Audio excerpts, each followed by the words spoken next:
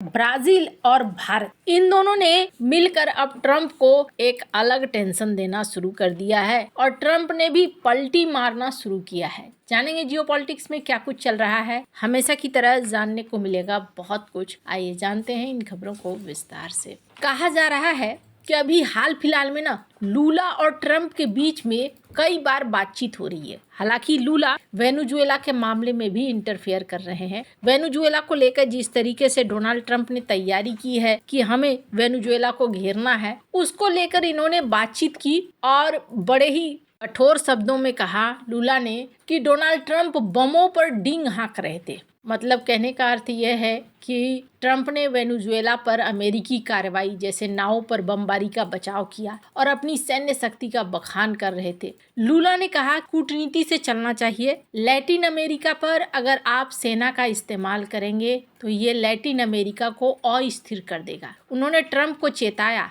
कि इससे क्षेत्रीय संघर्ष बढ़ सकता है। ट्रंप प्रशासन ने वेनेजुएला को नार्को टेररिज्म से जोड़ा है और कैरेबियन में बड़े सैन्य जमावड़े के साथ नावों पर हमले किए हैं। और लूला का कहना है कि ये लोकतांत्रिक तरीका नहीं है जिस तरीके से आप कर रहे हैं। ब्राजील, चिली, अर्जेंटीना, वेनेजुएला ये सब एक दूसरे के पड़ोसी हैं। और सबसे बड़ी बात क्या होती है कि जब एक पर आप हमला करना शुरू करते हैं ना, तो फिर धीरे धीरे सब पर हमला होना शुरू हो जाता है। अगर दुनिया में देखें तो मात्र 6% आबादी है जो पूरी तरीके से डेमोक्रेसी पे रहती है और उसमें से एक अमेरिका भी है। स्क्रीन पर इस मैप को देखिए, देखने से आपको समझ में आएगा कि कितने कम लोग हैं जिनके पास आज़ादी है अपना नेता चुनने का या फिर स्वतंत्रता है कुछ बोलने का। बहुत कम लोग हैं। कुछ जगहों पर राजशाही है, कुछ जगहों पर तानाशाही है। वहीं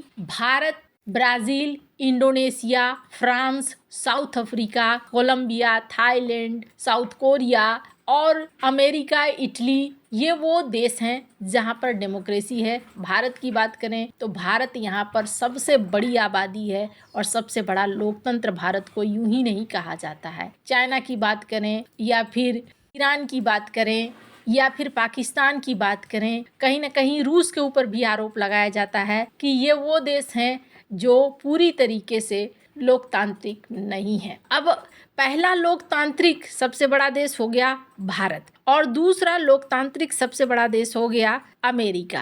अब आप जरा सोचिए, अमेरिका ही लोकतांत्रिक तरीके से काम न करके वेनेजुएला के ऊपर एक्शन लेगा तो फिर सवाल तो बनते ही हैं। अब वेनेजुएला के बचाव में लूला क्यों आ रहे हैं? लूला क्यों आ रहे हैं? क्योंकि सब एक दूसरे से रिलेटेड हैं। और इसी बीच ये भी देखने को मिल रहा है कि डोनाल्ड ट्रंप से बातचीत का फल भी मिल रहा है। डोनाल्ड ट्रंप ब्राजील के साथ रिश्तों को ठीक ठाक करना चाहते हैं। ऐसे में स्क्रीन पर आप एक आर्टिकल देख सकते हैं। सबसे पहले तो अमेरिका ने ब्राजील के जिस जज के ऊपर प्रतिबंध लगाया था उस प्रतिबंध को हटा लिया है और ब्राजील मानता है कि ये एक बढ़िया कदम है रिश्तों को सुधारने के लिए। ब्राजील ने कहा कि ठीक है भाई, ये तो उठा ही लिया, अब एक काम करो, जो तुमने लगा रखा था उस टैरिफ को भी अब हटा लो। लूला ने मादुरै से भी बातचीत करी, लेकिन अब भारत के साथ मिलकर एक बड़ा टेंशन ट्रंप को दे रहे हैं और यही वजह है ट्रंप भी धीरे धीरे रिश्तों को सुधारने की कोशिश कर रहे हैं। अगले साल भारत करेगा ब्रिक्स की मेजबानी। स्क्रीन पर इस तस्वीर को देख रहे हैं, भारत को मिली है। लेकिन इन सब के बीच में भारत और ब्राजील ने यहाँ पर कई डिफेंस समझौते किए हैं, साथ ही साथ आर्थिक समझौते भी करने शुरू कर दिए हैं।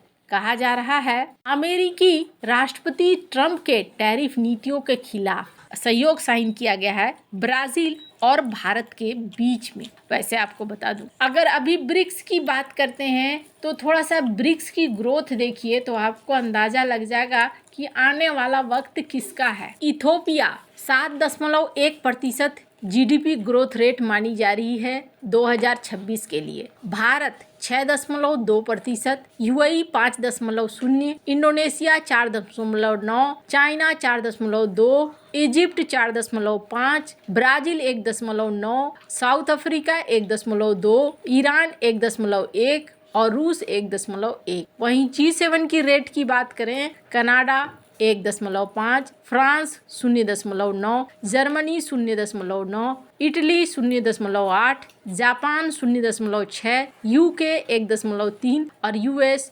2.1। अब आपको अंदाजा लग रहा होगा कि आने वाला समय किसका होने वाला है। आने वाला समय यहाँ पर ब्रिक्स का होने वाला है, ये साफ साफ दिख रहा है। भारत और ब्राजील ये सहयोग एक बहुत बड़ी चीज भविष्य के लिए तैयार कर रहा है, और वो ये है कि रेयर अर्थ मटेरियल के लिए अब भारत को बहुत ज्यादा टेंशन लेने की बात नहीं होगी। ब्राजील के राष्ट्रपति लूला ने कहा भी था, एक बयान दिया था और कहा था कि ब्राजील और भारत अगर मिल जाता है तो फिर हमें किसी की जरूरत नहीं होगी। इसके पीछे कारण है, ब्राजील के पास भविष्य का खजाना रेयर अर्थ मटेरियल है, तो वहीं भारत के पास एक अच्छी इकोनॉमी और इसके साथ साथ एक बड़ी जनसंख्या है। अभी आपने एक चीज नोटिस करा होगा कि डोनाल्ड ट्रंप और अमेरिका की तरफ से पैक्स सिलिका बनाया गया। सिर्फ पैक्स सिलिका ही नहीं, रेयर अर्थ मटेरियल की एक दौड़ लगी हुई है, और इस दौड़ में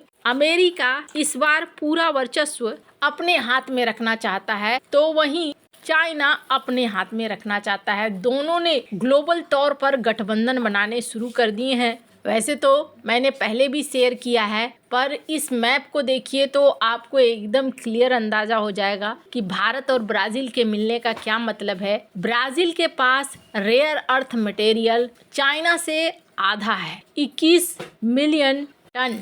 उसके बाद भारत के पास है 6.9 मिलियन टन, रूस के पास है 3.8, सबसे ज़्यादा चाइना के पास है 44.0 मिलियन टन। सबसे ज़्यादा चाइना के पास जरूर है, लेकिन अब धीरे धीरे भारत जिस तरीके से गठबंधन बना रहा है, आने वाले समय में भारत को दिक्कत नहीं होगी। अब अगले साल जो ब्रिक्स की प्रेसिडेंसी भारत को मिली है और भारत में इसका आयोजन किया जाएगा, ये बहुत महत्वपूर्ण होने वाला है। लेकिन सवाल ये होता है, क्वाड की मीटिंग तो इस साल नहीं हुई, अगले साल होगी कि नहीं होगी ये निश्चित नहीं है, पर ब्रिक्स की मीटिंग भारत के अध्यक्षता में होने से कहीं न कहीं डोनाल्ड ट्रंप चिढ़ेंगे जरूर। ब्रिक्स को लेकर उन्होंने पहले भी कहा था कि ब्रिक्स हमारे डॉलर के लिए एक बड़ा खतरा है और हमारे डॉलर के खिलाफ है। और अगर अभी आप देखेंगे तो ब्रिक्स देशों के ऊपर ही ज्यादा कहर टूटा है अमेरिका का। पर हाँ, ब्रिक्स को रोकने की बार बार कोशिश बेकार होने वाली है। जिस तरीके से ये देश बहुत तेजी से गठबंधन भी बना रहे हैं और बहुत तेजी से